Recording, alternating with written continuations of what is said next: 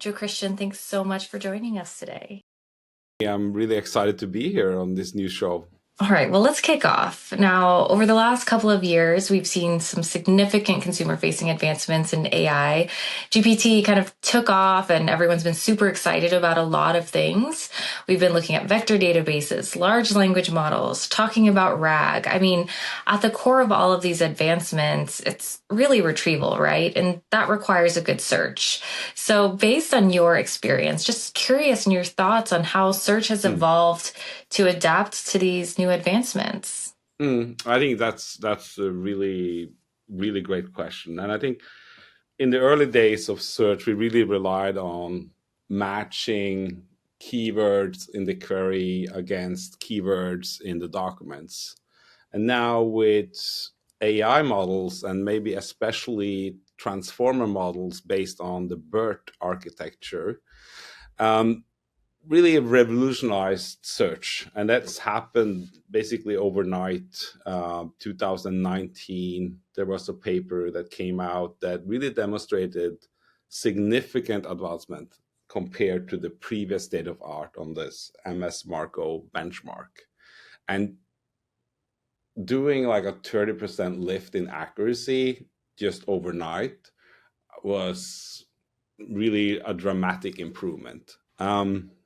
Another thing is around vector search and vector representations. Yes, these models allows you to represent data in a much better way than we used to with the keyword matching. So that's definitely progress there. There's also, of course, a lot of interest in vectors, vector databases, and so forth. But we also seen a renewed interest in the more traditional search powering engines like Vespa that has all the hybrid capabilities. So that's also definitely something that I see, that hybrid capabilities is really important to build great retrieval applications. So I think it's fair to say that you need a little bit mix of both the new, the fancy embedding representation, but also the old kind of fashionable matching. Imagining that you're searching for a phone number, for example, in your intranet or things like that. The embedding models won't be able to provide accurate results for such a query. So yeah, so I think you need to have that kind of capabilities to build actually great retrieval for AI. I mean, that's a really good point. And, as somebody who's not quite an expert in search like you, thinking about vector embeddings and things like that, because it's a newer thing, you would assume that it can do all of those Yeah, things. But it's interesting that you kind of need that future and that past, both of those yeah, technologies working definitely. together for it to actually provide quality results. I come from a knowledge management background, and I've been paying attention to kind of what's been happening in that space as we're preparing knowledge for retrieval. We know that, right now, a lot of the retrieval methods are really based on text. And so I've been seeing best practices kind of being developed from a knowledge management perspective that kind of advises people to strip out images, strip out some of that metadata, really focus in on body content. But the reality is that in order to have good understanding, good context, you need to have, multimodal content. You need both the image and the text to really make sense of the information. So when we think about this, there are a lot of industries that depend on multimodal content. I mean, even look at IKEA, all of their documentation is Yeah, in images. yeah. So, how can we address these challenges with some of these advancements? Is there anything that we can do now? Yeah, I think that's it's fascinating, right? And you mentioned IKEA and just all the manuals there in the PDFs. I just actually mounted a wardrobe from IKEA, so definitely there's a lot of information in the images, right? You're looking at this image and you're like squeezing, is it the right holes, right? So I can definitely relate to that, especially now, and I think if you're doing processing of this type of data, complex document formats, PDFs containing table, visual elements, I think the pipelines that people have been operating to deal with that type of data, they're really error prone, meaning you have to introduce OCR processes, because if you're simply doing a text extraction, it doesn't really bring you a lot of value. It also might miss some of the text. Some of the embedded images in those complex document formats might not be extracted at all. So you need like huge pipelines to get that. And also, when we talked about vectors, representations, the models that we've been using up until now have been focusing on text only, right? So you would have to bring that data out of these complex formats into a text in order to use the kind of embedding model, because like BERT, the early models, and most actually of the embedding providers as well, the public APIs only accept like a text input and you get a vector back. But as I touched on earlier, is that there really could be a bottleneck there of how much information you can actually extract out of this. And not to mention, you have to also chunking, you have to, because if you extract a lot of text out of a PDF, you have to choose, how big are the chunks that you're going to put into the embedding model, because those embedding models are also typically length limited in terms of how much data they can accept in order to have a good representation of the text data. So I can definitely see that as a huge issue for information management. Yeah, and I mean, when you think about it, it's kind of twofold, right? We want to make that extraction process easier, but we also want to make sure that the information is more accurate. I have to admit that I slept a little bit on this paradigm shift. And I think VLMs, vision language models, is really the key to unlocking information in these complex documents. And these are new type of models that just kind of emerged over the last year, right? And there's been a tremendous amount of progress in the visual language model space just over the last few months. We've seen closed source models like from OpenAI, from Gemini, from Google, Anthropic. They now accept image input, so you can ask them what's in this document, or you take a screenshot of something and you give it to the model, and the model can actually answer questions about that particular image in a really good way. There's actually studies around questioning, answering on these, that those frontier models with vision capabilities are actually better at answering questions over those documents than when you are giving them just extracted text using complex processing pipelines with OCR and so forth. So I think having that visual model to actually understand the content is going to be a key in information management and extracting data, real data out of these complex formats. Yeah. I mean, that's really interesting. Again, we've all gotten used to talking about large language models, LLMs. So we really need to start thinking about VLMs or vision language Yeah, models. I said don't sleep on visual language models. So can you give an example of how VLMs are used for document retrieval? Right. So that's because what I talked about was more like here's a document and ask questions about it, right? And the frontier models right now, they have pretty large context windows, so you can actually upload documents to them, ask questions. So that workflow is great. But if you have millions or 100 millions of information in different silos, data across, right? You need something to efficiently retrieve over these corpuses or large corpuses, right? And that's a really interesting development that happened over the last 6 months, I think. And that's a model type that is called ColPali.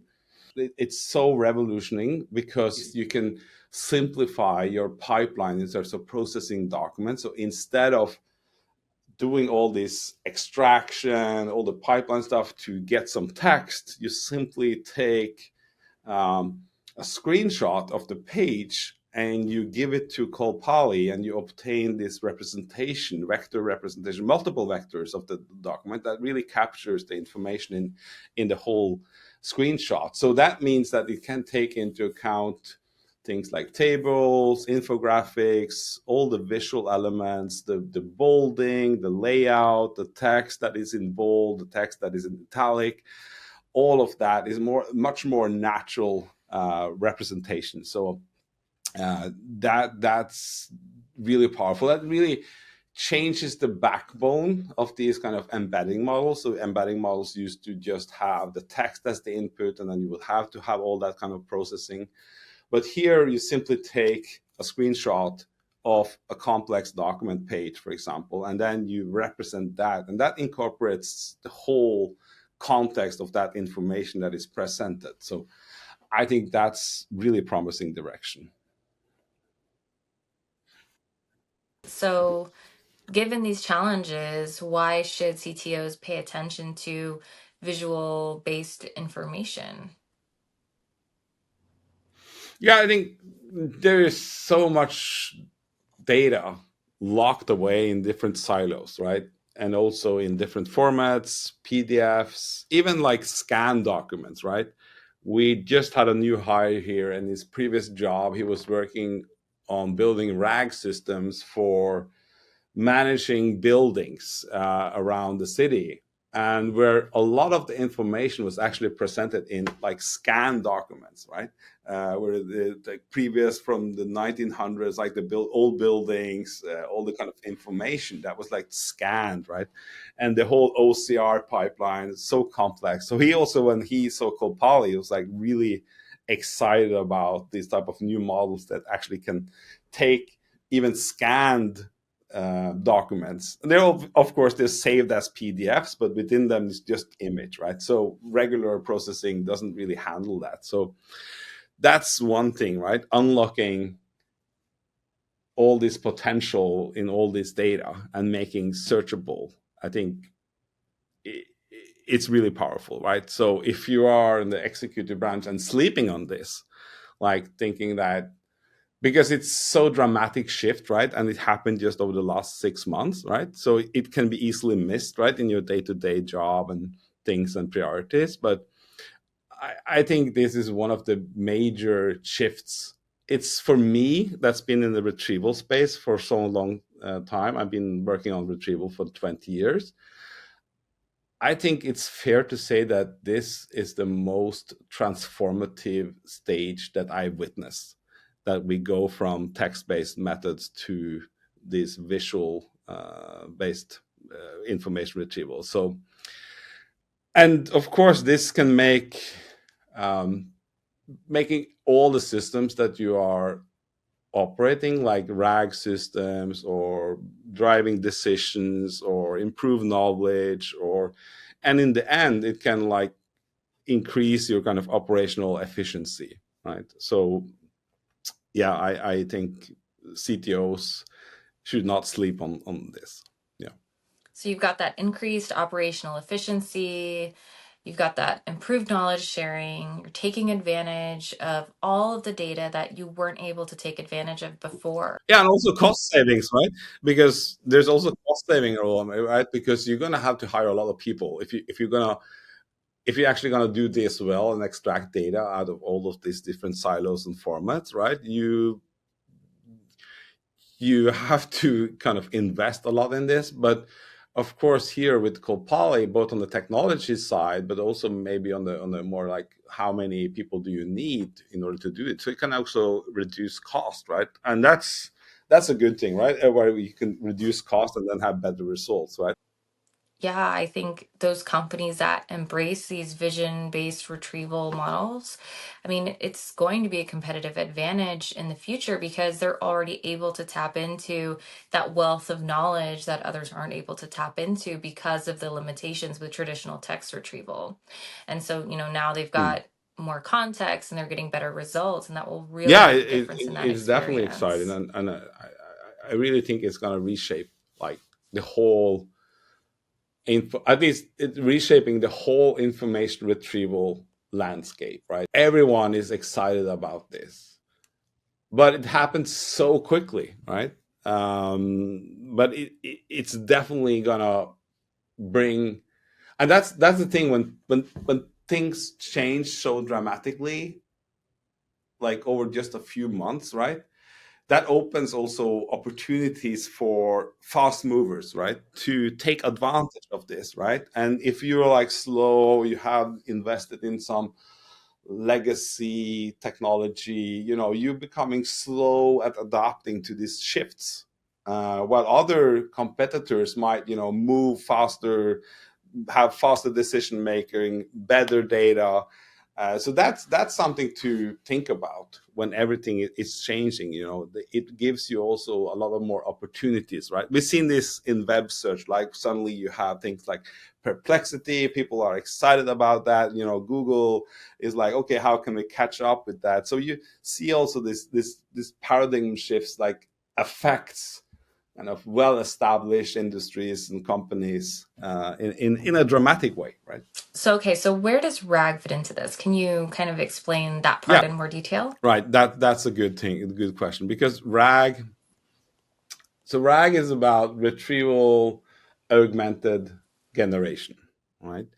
And ColPali is dealing with the R component in RAG, so the retrieval part, right? So with ColPali, you can search across more data types in a more effective way than before, right? So the retrieval step kind of improves if you use ColPali.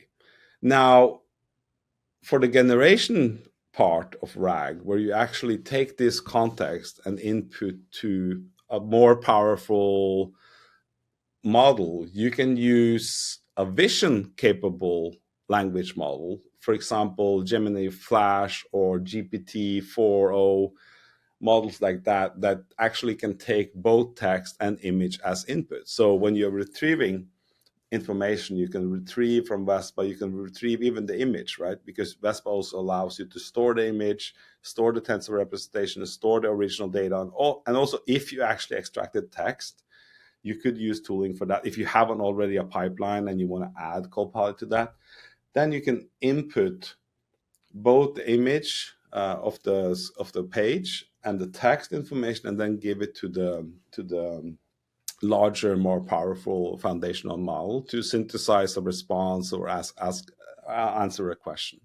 It also demonstrates that I think in RAG it's about finding the right information, the context sensitive information to fill into the prompt of the language model. And now, as they support both image and text data at the same time, we can use ColPali to retrieve, input that, and there are papers that demonstrates that the whole effectiveness of the whole RAG pipeline improves if you're using visual representations of the complex documents. So that's definitely a powerful direction. Yeah. So, okay, so, to kind of start wrapping up and, share some of these key takeaways, I would say the first one is, in your words, don't sleep on VLMs. VLMs really are kind of the future of how we're going to be doing information retrieval, or at least part of that.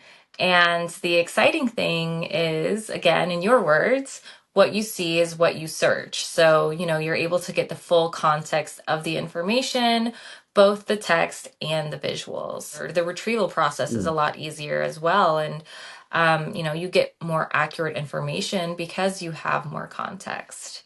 And now, anything else you would like to add as we start to wrap up? Anything that either we talked about and you want to reemphasize, or something that maybe we didn't talk about that you want to address now? Yeah, I would touch a little bit on the agentic workflows. In agentic workflows, retrieval is also a cornerstone, right? Because you might have a complex task, and that task is broken up in different subtasks, and then you can retrieve information per task. And what ColPali is empowering is that you get better search because of the way that it represents data. So I think that ColPali or vision language models definitely plays a role in agentic workflows. And one example is that there's also a lot of parallel work on the robotics, right? And we talked about IKEA, and I'm mounting this wardrobe, right? For sure, it's much more information present. Like if you take a screenshot with your phone of the kind of the drawings in the IKEA manual, that's a much more powerful representation if you would have a robot, right, mounting the wardrobe. So definitely, I think visual language models and ColPali will play a significant role also for agentic workflows. So I mean, that's so exciting. And I'm sure the listeners are eager it to learn is. more about the potential for VLMs and their organization. So thank you so much again, Jo Kristian, for joining us. We'll definitely be checking out the blog and looking at those resources. It's been a pleasure, Bonnie. Always happy to talk about the future of information retrieval. Thank you so much for having me.